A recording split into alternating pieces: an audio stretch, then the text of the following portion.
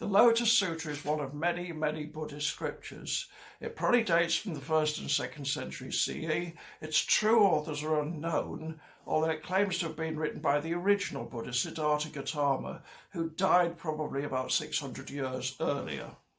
It gave expression to a revolution in Buddhist thinking that allowed it to spread from its birthplace in India to countries such as China, Korea, Japan, and Tibet. For that reason, it's arguably one of the most important documents in human history. Things were beginning to change anyway in Buddhism. The first Buddhists hadn't written anything down, and in fact it took several hundred years for this to change.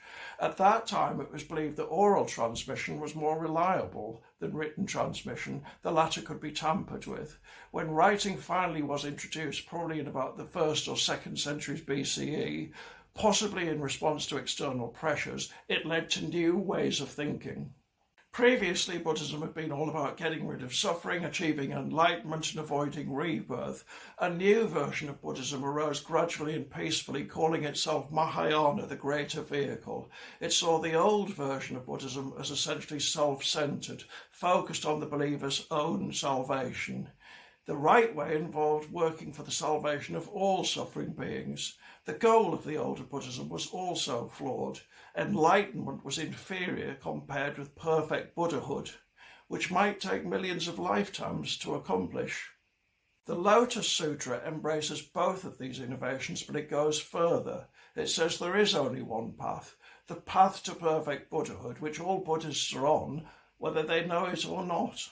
Its second innovation is something called skillful means.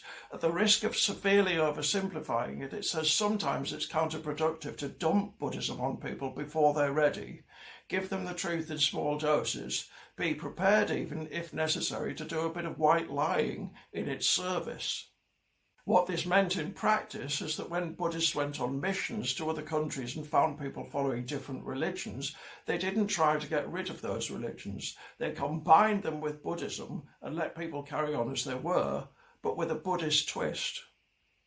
The great Buddhist scholar Edward Conze once wrote, "Buddhism is the only factor common to all Asian culture." That may be overstating it, I don't know, but if it's true, one of the biggest reasons may be the Lotus Sutra.